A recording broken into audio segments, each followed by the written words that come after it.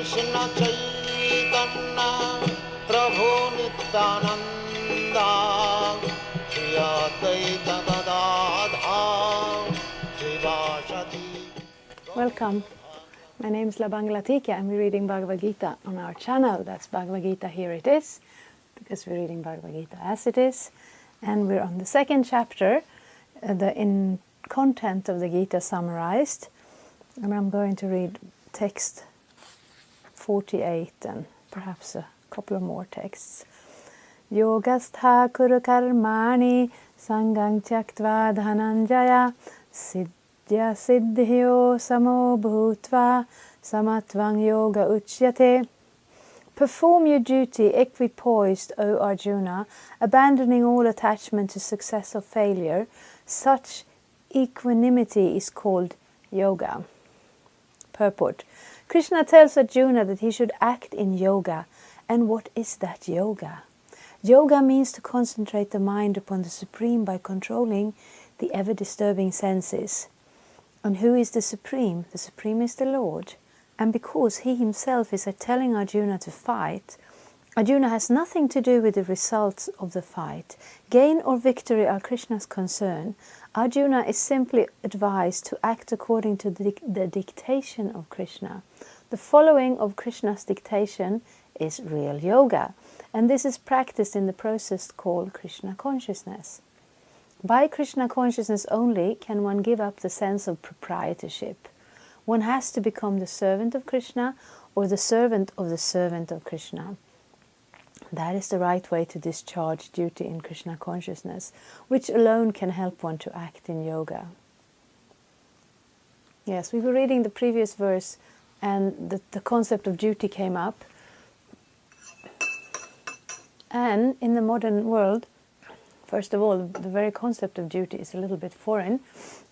But when we start to study Bhagavad-gita and hear about these ideas, and then we look around and we're thinking, what is my duty? Where is my duty?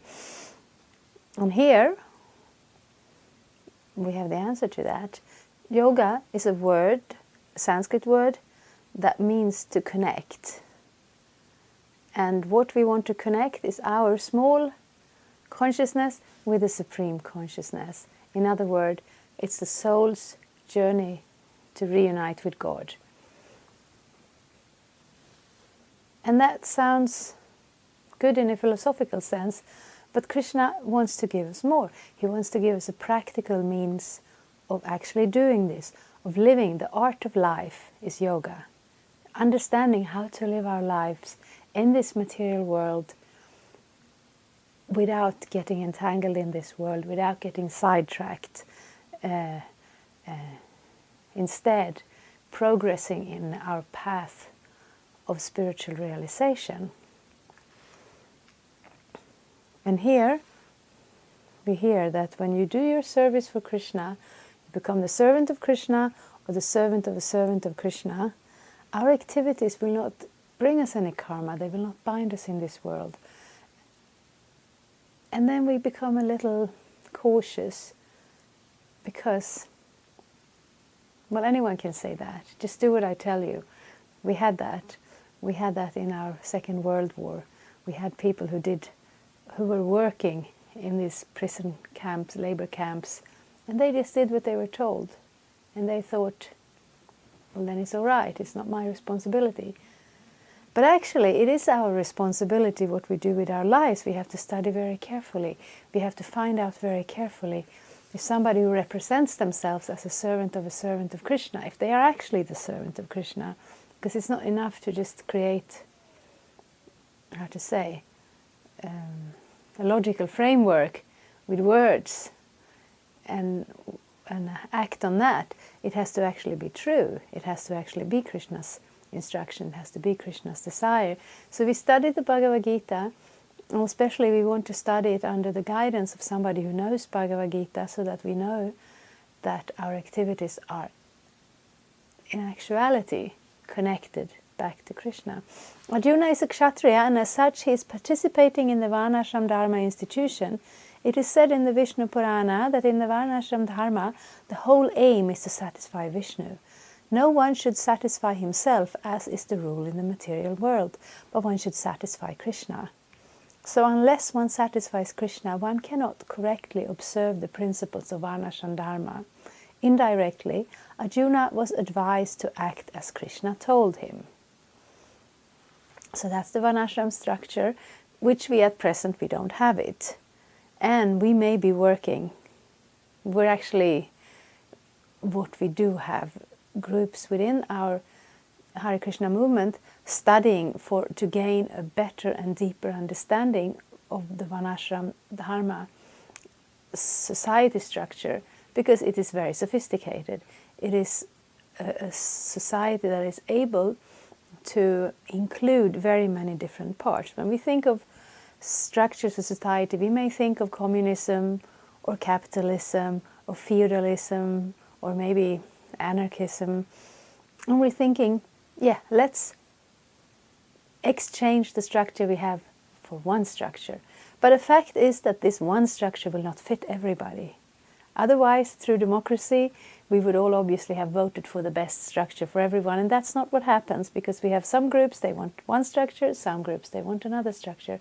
The Varnashram structure includes the ability for different groups of people to live in slightly different structures, but these structures are interconnected and they're all moving in the same direction. It's quite scientific, but it's not so easy to establish.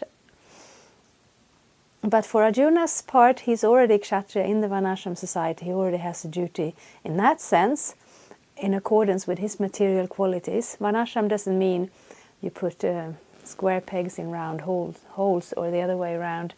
It means each person, according to his personality or her personality, qualities, activities, guna and karma, they are able to live a life where they can, utilize being who they are in a sense that also benefits society as a whole and also pleases Krishna. When we don't have the Varnashram, we can directly take to devotional service and perform activities that please Krishna. That is quite possible, especially if we are studying the Bhagavad-gita and following in the footstep of a person who is already situated in that service to Krishna. So both those aspects are there in Krishna's instruction to Arjuna, that he should act as a spirit soul in his relationship of service to God, and also he should act as a member of a Varnashram society and perform the duties that belong to his position in society. And the good thing about it is you can combine the two of them. And also, if we don't have access to Varnashram society, we can also please Krishna by serving him directly in that sense. I would like to read another verse, that is text 49. Durena yavarang karma buddhi yoga dhananjaya buddho sharanan anvicha kripana palahetavaha. O Dhananjaya, keep all abominable activities far distant by devotional service, and in that consciousness surrender unto the Lord. Those who want to enjoy the fruit of their work are misers. Purport. One who has actually come to understand one's constitutional position as an eternal servitor of the Lord gives up all engagements save working in Krishna consciousness. As already explained, Buddhi Yoga means transcendental loving service to the Lord. Such devotional service is the right course of action for the living entity. Only misers desire to enjoy the fruit of their work just to be further entangled in material bondage. Except for working in Krishna consciousness, all activities are abominable because they continually bind the worker to the cycle of birth and death. One should therefore never desire to be the cause of work. Everything should be done in Krishna consciousness for the satisfaction of Krishna. So, if this is not what we're already doing, it may seem like a large step. Maybe we want to be creative. Maybe we want to do something with our activities that we then can say, this is my work. The difference is that if we have the spiritual perspective, if we understand our spiritual nature, and if we understand the fact that Krishna, the Supreme Personality of Godhead, is there, we want to put him in the center of our activities. And we may not have to change our activities very much. If we're an artist, we can do art for Krishna. If we're a gardener, we can grow fruits and vegetables for Krishna. If we're a teacher, we can teach Krishna's knowledge. Most of these things, some things you can't combine.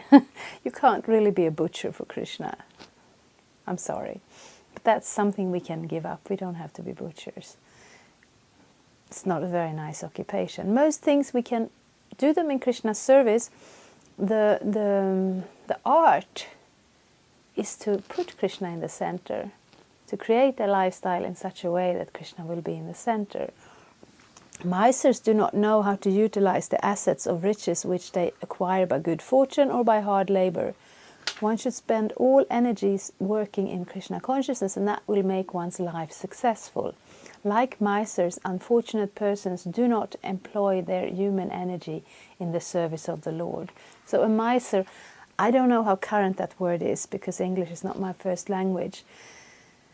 But we have some people that not only do they want to save their money, not only do they want to avoid being cheated, and they don't want to share their things, but they don't even use it for themselves. They just put the money in the bank, or they put them in some, I don't know what you do nowadays. You buy buildings or you buy stock or something. But you don't use it for anything. Not for yourself, not for your friends or family, not for humanity at large, and not for Krishna either. So some riches are there, but they're practically useless because you don't utilize it properly. So in the same way, this human form of life, if we don't use it in the best way to get that result that frees us from continuously taking birth and death, living and dying over and over again for ourselves, and also not helping anyone else to get out of that, it is a little bit the same mentality. So therefore, to learn, even if we want to be selfish, we want to have enough knowledge and understanding to be selfish in an intelligent way. If we think that we are giving ourselves the best benefit by, eating good food or whatever, but the end result is a terrible karma. Like we have that. It's quite common in this world that people are eating dead animals, and they may think that this is my freedom. I can do whatever I want, and I like the taste very much. And they don't think about the fact that in order to, have some pleasant sensation on your tongue, you actually killed someone. And you're also not thinking about the fact that by doing this activity, I'm creating some bad reaction for myself. It's not even healthy. It's not even, it's actually quite harmful to the environment. But the main harm is we harm ourselves. We are going to have to suffer in the same way. We're going to have to take birth as an animal and be killed in the same way. So we're not helping anybody. And in the same way, if we cannot come to the point where we start our spiritual life, then it's a little bit like we're having this human life form, which is a great treasure. And we don't use it, we just waste it uselessly. And therefore, Krishna wants to point this out, and we want to also put it out there. So everybody has the free will, but if we don't know what our choices are, how free is that will? I read another verse.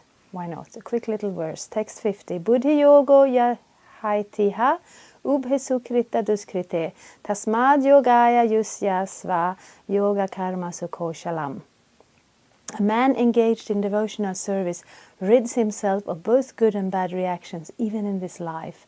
Therefore, strive for yoga, which is the art of all work. Yes, I love that sentence. It is so poetic. It is so practical. What do we want to do in this life? We want to do spiritual life. We're in the material world. How do we balance that? How do we get the right tools? How do we get the right platform to stand on to manage? That is yoga, the art of life. Purport. Since time immemorial, each living entity has accumulated the various reactions of his good and bad work. As such, he is continuously ignorant of his real constitutional position. One's ignorance can be removed by the instruction of the Bhagavad-gita, which teaches one to surrender unto Lord Sri Krishna in all respects and become liberated from the chained victimization of action and reaction, birth after birth. Arjuna is therefore advised to act in Krishna consciousness, the purifying process of resultant action. So that's what we have. We have that opportunity, and it is such a gift.